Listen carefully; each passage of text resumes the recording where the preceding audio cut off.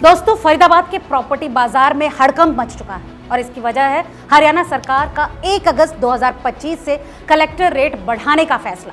इस फैसले ने न सिर्फ प्रॉपर्टी डीलरों की नींद उड़ाई है, बल्कि आम लोगों के लिए भी घर या फिर जमीन खरीदना और महंगा होने वाला है। रेजिडेंशियल, कॉमर्शियल, इंडस्ट्रियल और एग्रीकल्चरल जमीन के रेट में अब 5 से 25% तक की बढ़ोतरी का प्रस्ताव है। इससे रजिस्ट्री कराने की लागत बढ़ेगी, स्टैंप ड्यूटी का बोझ भी बढ़ेगा और प्रॉपर्टी बाजार में सौदों पर ब्रेक लग सकता है। लेकिन दोस्तों, इस कहानी में एक ट्विस्ट है और वो ये है कि सरकार ने पहले इस बढ़ोतरी को टाल दिया था और अब अचानक इस फैसले के लिए मंजूरी दे दी। दोस्तों, 1 अगस्त से फरीदाबाद के कलेक्ट्रेट रेट बढ़ने की इस खबर ने प्रॉपर्टी बाजार को हिलाकर रख दिया है। बता दें कि नई रेट लिस्ट जल्द ही जिला प्रशासन की वेबसाइट पर अपलोड होगी। दोस्तों, पहले ये समझते हैं कि आखिर ये कलेक्ट्रेट रेट होता क्या है। इसका सीधा सा मतलब है कि ये वो न्यूनतम कीमत है जिसके नीचे कोई प्रॉपर्टी रजिस्ट्री नहीं हो सकती। और दोस्तों, अब जब ये रेट 5 से 25% तक बढ़ने जा रहा है, तो घर हो, प्लॉट हो, दुकान हो या फिर फैक्ट्री हो, इनमें से कोई भी चीज खरीदने वाले को अब अपनी जेब से ज्यादा पैसे निकालने होंगे। ग्रेटर फरीदाबाद, हुडा की लाइसेंस कॉलोनियां और हाईवे के पास वाली प्रॉपर्टी पर इसका सबसे ज्यादा असर पड़ेगा। लेकिन दोस्तों, बात यही खत्म नहीं होती।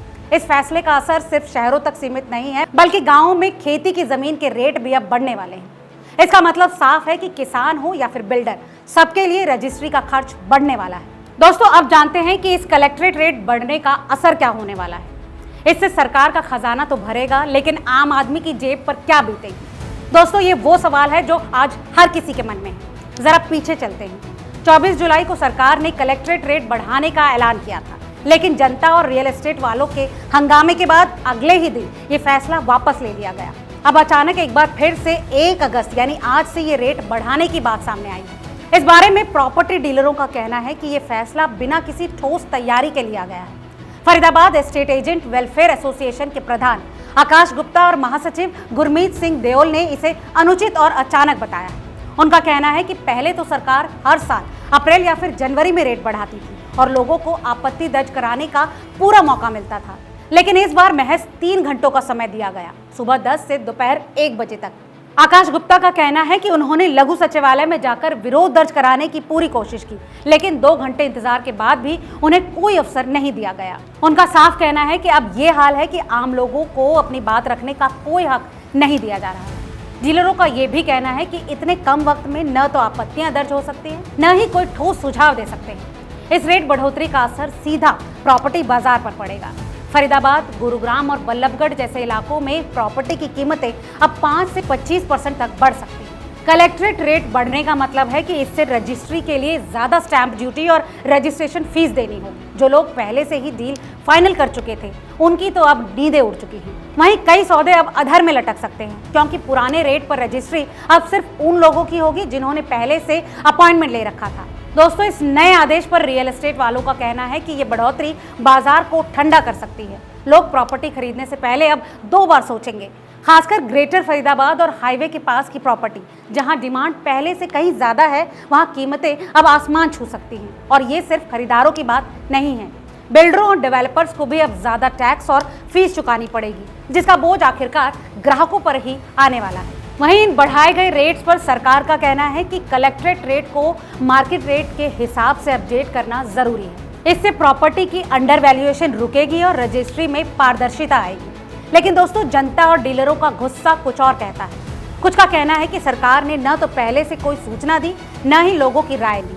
पहले जहां इस विषय में 60 से 90 दिनों का नोटिस पीरियड मिलता, अब सिर्फ 3 घंटे में सब कुछ निपटाने को कहा जा रहा है।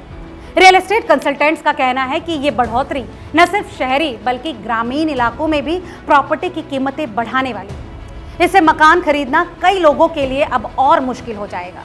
दोस्तों, कांग्रेस नेता कुमारी शैलजा ने भी इस फैसले पर अब सवाल उठाए हैं। उनका कहना है कि बीजेपी सरकार ने चुनावों से पहले रेट नहीं बढ़ाए क्योंकि उन्हें जनता के गुस्से का डर था, लेकिन अब जब चुनाव खत्म हो चुके हैं, ये फैसला जनता के साथ धोखा है। फरीदाबाद में कलेक्ट्रेट रेट की नई लिस्ट गुरुवार तक वेबसाइट पर अपलोड हो जाएगी। जिला प्रशासन ने साफ कर दिया है कि 1 अगस्त से नई रजिस्ट्री नए रेट पर ही होगी। लेकिन अब सवाल ये है कि क्या सरकार जनता और डीलरों की आपत्तियों पर ध्यान देगी या फिर ये फैसला बाजार को और ठंडा कर देगा। दोस्तों, Faridabad estate agents welfare association ने विरोध का ऐलान कर दिया है। उनका कहना है कि जब तक लोगों को उनकी बात रखने का पूरा मौका नहीं मिलेगा, वो इस फैसले के खिलाफ लड़ते रहेंगे। तो ये है फरीदाबाद के प्रॉपर्टी बाजार की ताजा हलचल। एक तरफ सरकार का खजाना भरने की जुगत, दूसरी तरफ जनता और डीलरों का गुस्सा। दोस्तों, इस जंग का नतीजा क्या होगा ये तो आने वाला वक्त बताएगा, लेकिन इतना तो तय है कि 1 अगस्त से फरीदाबाद में प्रॉपर्टी खरीदना पहले से कहीं ज्यादा महंगा होने वाला है। इस विषय पर आपको क्या लगता है? अपनी राय हमें कमेंट करके जरूर बताएं और ऐसी तमाम और प्रॉपर्टी से जुड़े अपडेट्स के लिए रिपोर्टर जी चैनल को सब्सक्राइब नहीं किया है तो कर लें और इस वीडियो को लाइक और शेयर करना ना भूलें।